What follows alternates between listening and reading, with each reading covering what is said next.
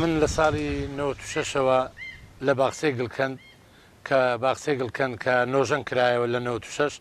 باخچەی ئاژەڵانم لەوێ دروست کرد ماوەی تقریبان 14-15 ساڵ لەوێ بووم لەوێ لەبەر نۆژەنکردنەوەی باخچەکە لەبەر نۆژەنکردنەوەی باخچەکە بڕیاریاندا ئەمن هەڵگرن لەوێ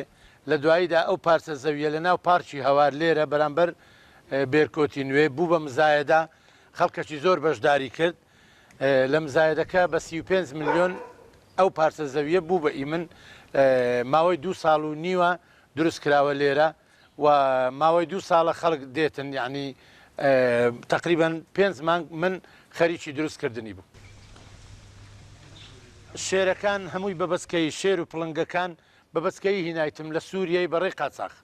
ئەوانی دیش بە زۆری مامزەک خاڵخاڵەکان و ئەسپی خەزەم و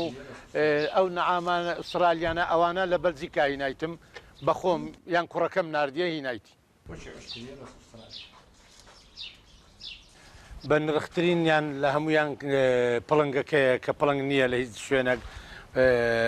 لەبەرەوەی کەم بوویتەوە لە ئەوروپا و لەو شوێنانە پڵنگ ئێستا زۆر کەمە بە شێر باشترە یعنی باڵندەکانیش تاوسە و مەکاویە و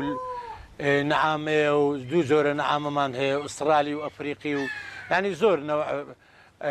باڵندەشمان هەیە ئەوانش بە زۆری لە ئیران هینایتمان لە هەمووشیان مەسەلەن نەعامەکان مەکاوی هەیە بە 20 وەرەقەی نەعامە بە 25 وەرەقەی زووتی بە 40 وەرەقەش هەیە ئەوانەیە.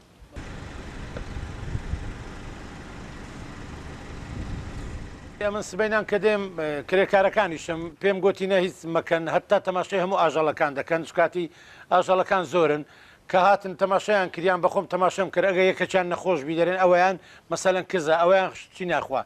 دکتۆرمان هەیە تەماشا دەکەن بەس بە خۆشمان شارەزاییمان لێ هەیە ینی ماوەی 20 ساڵە مادەم بە خۆمان ئاژەڵی بەخێو دەکەین شارەزاییشمان لێ هەیەکەوە بزانین چیان هەیە و چیان نییە.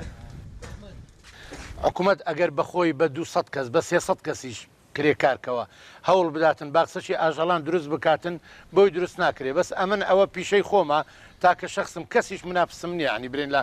عراق کەس وەک من نییە من لەبەرەوەی ئاژەڵ دەینم لە دەوڵەتەکان دەدەمە دهۆک دەدەمە سلێمانی دەدەمە بەغدا دەدەمە ئیران بە شتەکی زۆر زەحمەتە ئەوەی کەوا بۆی نەکرێت.